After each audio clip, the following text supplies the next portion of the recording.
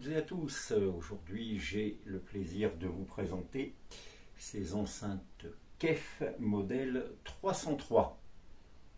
Alors, petite présentation rapide, ces enceintes sont du début donc des années 80 avec la nouvelle gamme des haut-parleurs KEF qu'on va reconnaître avec leur fixation en 3 points, HP légèrement triangulaire si l'on peut dire.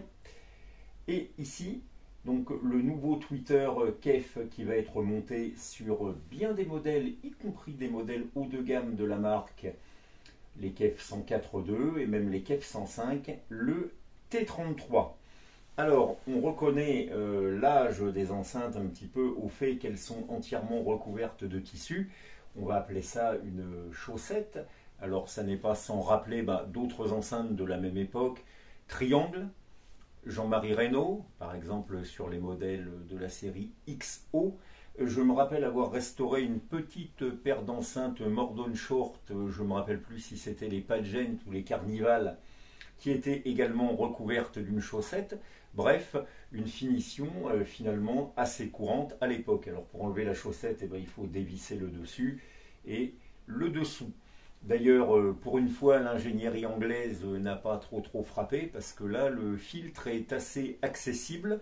La chaussette s'en va facilement, elle est fixée avec un velcro ici.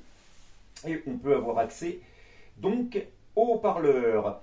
Alors, la nouvelle génération donc, des haut-parleurs KEF de la série 300, on va trouver maintenant des membranes au papier, tandis que la plupart des KEF de la série précédente étaient, comme vous le savez peut-être, en Bextrail, le fameux B200 qui a été monté sur beaucoup d'enceintes. Donc là, on évolue, c'est du papier traité.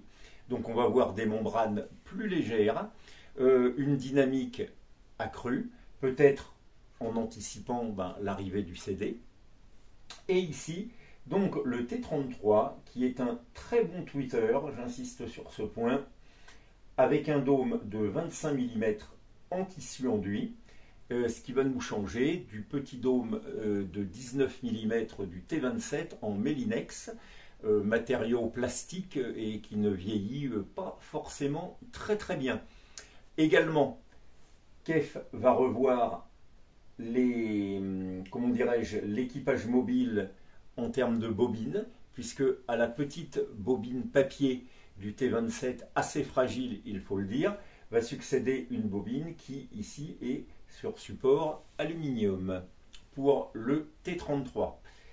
Alors, j'ai restauré ces petites KEF et je dois vous avouer que ça n'a pas été facile parce que, en fait, l'un des deux tweeters était bloqué. C'est-à-dire que l'aimant avait bougé et c'est à mon avis la panne la plus grave qu'on puisse avoir, je pense, sur un haut-parleur. Alors, j'ai essayé néanmoins de le réparer, recoller l'aimant en mettant au milieu une sorte de douille pour refaire, ma foi, un entrefer. Ça n'a pas du tout marché. Donc, il a fallu que je trouve un autre tweeter parce que, en fait, c'est un aimant avec des positionnements au niveau des vis un petit peu spécial, des petits pions de calage, de détrompage, si l'on peut dire. Et dans toutes mes réserves d'aimants, je n'en avais pas.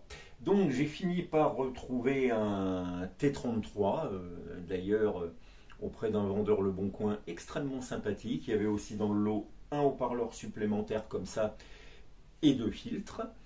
Et apparemment, donc sur les enceintes, l'un des deux tweeters fonctionnait et le deuxième tweeter que j'ai acheté fonctionnait également, le monsieur ayant pris la peine même de me faire une vidéo. Seulement, ma foi, c'était en fait un peu plus compliqué que ça, puisque quand j'ai reçu le tweeter de remplacement, si je puis dire, oui, il mesure bien, il fonctionne, seulement le niveau est beaucoup plus faible que le haut-parleur qui restait valide sur une des deux enceintes. Donc là, à mon avis, je me suis dit, on a deux problèmes. Soit c'est l'aimant qui s'est désaimanté, mais bon, sur les aimants ferrites, c'est plutôt rare, sauf cas exceptionnel ou problème d'aimantation à la base, hein, sur le banc d'aimantation. Bon, il restait plus que l'équipage mobile. Je pense que c'était le dôme qui s'était peut-être désenduit, etc. Donc j'ai pris le parti, ayant des pièces, de remettre un nouvel équipage mobile, donc ce qui est le cas ici, que j'ai monté comme l'équipage mobile d'origine, sur sa plaque, voilà, donc tout va bien. Mais malheureusement, hein, ça ne s'arrêtait pas là. Quand j'ai réécouté les enceintes, c'était le haut-parleur qui me semblait avoir un bon niveau donc d'origine sur les enceintes. Eh bien, mon montage avec le nouvel équipage mobile avait plus de niveau. Rebelote, et j'ai fait donc sauter l'équipage mobile du second tweeter et j'en ai remis un, donc ce qui fait que les deux tweeters sur ces modèles, sur ces deux enceintes, pardon, sont refaits à neuf. Sur le boomer, ah oui, et ayant vu l'aimant du tweeter qui s'était décollé, j'ai fait ma foi 2 tours de colle à 2 endroits différents avec de la colle spéciale métal très balèze pour fiabiliser un petit peu l'ensemble parce qu'on ne sait jamais. Ensuite, sur le boomer, il convient de vérifier le collage de la suspension. Alors ici, c'est une suspension dans une sorte de néoprène, donc ça vieillit plutôt bien, la membrane est bien aussi, mais néanmoins, il faut vérifier le collage de cette suspension, donc je l'ai recollé à certains endroits, et vérifier, tant qu'on y est, évidemment, le collage du speeder à l'arrière. Après ça, donc comme je vous disais, pour une fois, l'ingénierie anglaise n'a pas frappé, on peut accéder au filtre qui est dessous facilement, donc tant qu'on y était, recapage. Donc voici ces 2 petites kefs, ma foi, refaites à neuf, si je puis dire. Alors après, bon, le look avec la chaussette, la base et le dessus en plastique, certains trouveront peut-être ça cheap. Moi personnellement, je trouve ça plutôt pas mal, je trouve ça plutôt joli. Le tissu est en effet d'assez belle qualité, plutôt joli, comme savent le faire les Anglais, comme sur les Tannoy par exemple.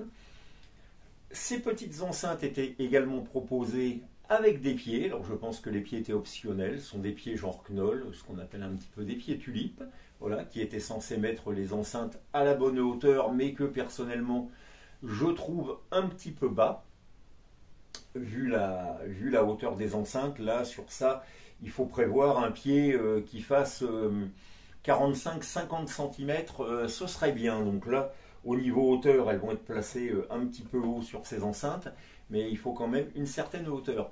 Alors, ce qui est intéressant dans ces enceintes, c'est que finalement, ça ne fonctionne vraiment pas mal du tout, et notamment le T33 fait très bien son travail.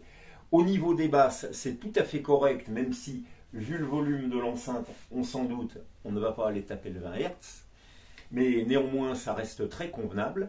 Le rendement n'est pas extrêmement élevé, on pourrait même dire qu'il est assez faible, mais par rapport, par exemple, aux membranes Bextrain qui étaient beaucoup plus lourdes, ici la membrane papier est beaucoup plus légère, et si on couple cette légèreté de l'équipage mobile du boomer au nouveau tweeter T33 qui est très énergique, on a une enceinte finalement qui ne manque pas de dynamique, qui est très vivante, c'est très détaillé, et je vais être honnête avec vous, personnellement, je préfère ce type d'écoute à l'écoute antérieure sur les kefs, sur les autres kefs, voilà. Plus rondouillarde, voilà. Celle-là, c'est quand même plus tonique, et au niveau amplification, c'est pas finalement très très exigeant. La puissance admissible est d'une 50aine de watts, ce qui paraît tout à fait suffisant. Et ma foi, comme je vous le disais, écoute très vivante, très polyvalente. Pour un budget relativement serré, je pense que ces enceintes-là, ça peut être un très bon choix. Maintenant, attention derrière, à mon avis, si on les veut en pleine forme, évidemment, recapage du filtre, le travail sur le boomer pour fiabiliser la chose, et les T33 que personnellement, si ma foi maintenant d'autres enceintes comme ça me tombent entre les mains, elles ou leur sœur, je ne manquerai pas de refaire directement le Twitter, c'est pas si difficile que ça, et là au moins on repart entre guillemets pratiquement sur du neuf. Eh bien écoutez, sur ces fortes paroles, je vais vous laisser en leur compagnie, je vais vous passer un peu de musique. Alors un petit troll avait mis dans un commentaire que je passais de la musique, je passais de la musique chiante pour faire écouter les enceintes. Ce à quoi lui ont répondu deux abonnés apparemment que finalement le petit troll parlait de Oscar Peterson. Il lui a dit que c'était quand même un des très très grands pianistes de jazz. Et quant au second, il lui a répondu que sans doute préférerait-il que je passe Patrick Sébastien. Alors, on ne va pas tomber jusque-là, mais aujourd'hui, on va donner un petit peu dans quelque chose de plus vivant. Et donc, vous allez pouvoir écouter une chanson qui est extraite de l'album The Player de Superman Lovers, alias Guillaume Atlan, et donc qui date de 2001 et qui témoigne de la vivacité de ce qu'on a appelé la French House. Voilà, sur ces fortes paroles, je vous dis à une prochaine fois et